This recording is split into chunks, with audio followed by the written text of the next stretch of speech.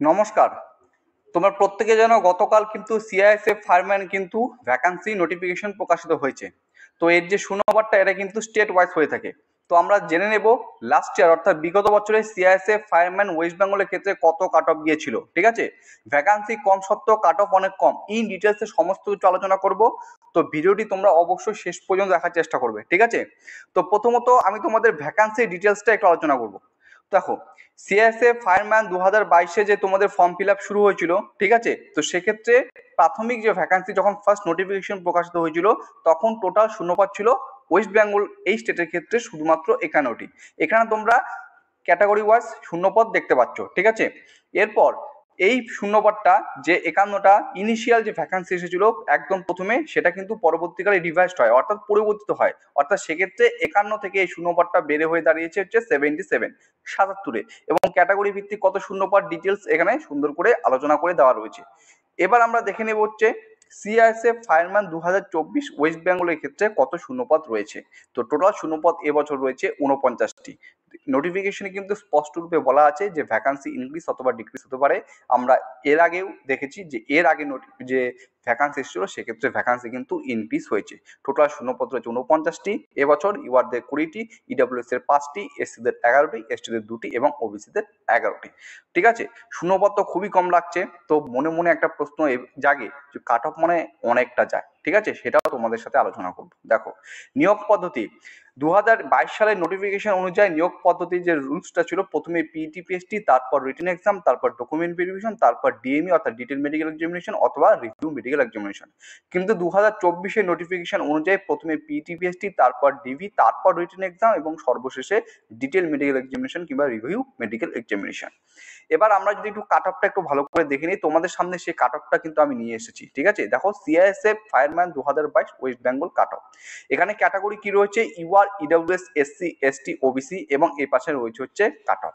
তো এই কাট অফটা 100-র মধ্যে হয়। ঠিক আছে, 100-র মধ্যে কিন্তু কাট অফটা হয়ে থাকে।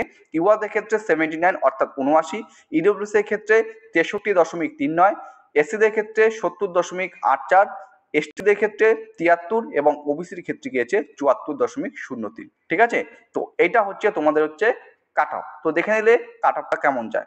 তো এখন অনেকের প্রশ্ন, আচ্ছা রিটেন এক্সাম ডিটেলসটা আমাদের একটু বলে দাও, কোন সাবজেক্ট থেকে কিরূপ প্রশ্ন আসে, কত নম্বরের প্রশ্ন আসে।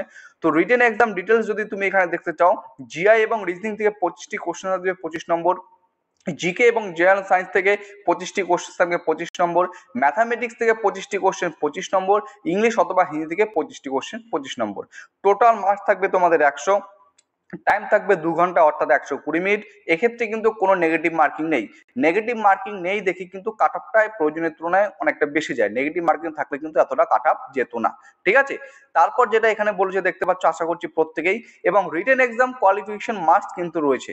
এই যে তোমরা রিটেন এক্সাম দিবে তার জন্য একটা কোয়ালিফাইং মার্কস রয়েছে, সেটা হচ্ছে ইউআর ইডব্লিউএস এর জন্য 35%, এসসি এসটি ওবিসি এর জন্য 33%। শিক্ষাগত যোগ্যতা উচ্চ মাধ্যমিক পাস, কিন্তু উচ্চ মাধ্যমিকে 12-এ তোমাকে সায়েন্স স্ট্রিম থেকে বিলং করতে হবে, অর্থাৎ উচ্চ মাধ্যমিকে তোমাকে কিন্তু সায়েন্স সাবজেক্ট অবশ্যই থাকতে হবে। বয়সসীমা 18 থেকে 23 বছর, এসসি এসটি প্রার্থী হয়ে থাকলে 5 বছরের ছাড় পাবে, ওবিসি প্রার্থী হয়ে থাকলে 3 বছরের ছাড় পাবে। লিখিত পরীক্ষার প্রশ্ন দ্বাদশ মানের বিজ্ঞান বিষয় হবে। ঠিক আছে, এই ইন ডিটেলস সমস্ত কিছু তোমাদের এখানে আলোচনা করলাম। তো কাট অফটা তোমরা অবশ্যই স্ক্রিনশট মেরে রেখে দাও, আশা করছি এটা কাজে লাগবে। এবং যারা যারা উচ্চ মাধ্যমিকে বিজ্ঞান বিষয় নিয়ে পড়াশোনা করছো তারা কিন্তু এখানে ইজিলি এখানে আবেদন করতে পারো। দেখো ভ্যাকান্সি কম রয়েছে, কিন্তু কম থাকা সত্ত্বেও ভ্যাকান্সি কিন্তু খুব একটা কাট অফ কিন্তু প্রয়োজনীয় তুলনায় খুব একটা বেশি যায় না। তোমরা জানো জিডি কনস্টেবলের ক্ষেত্রে এখন কত কাট অফ যাচ্ছে, 90% 80% কাট অফ যাচ্ছে, হিউজ পরিমাণ জিডি কনস্টেবলের ক্ষেত্রে কাট অফ যাচ্ছে। কিন্তু সিআইএসএফ এর ক্ষেত্রে সেই কাট অফটা কিন্তু প্রয়োজনীয় তুলনায় অনেকটা কম। এখানে নেগেটিভ মার্কিংও নেই।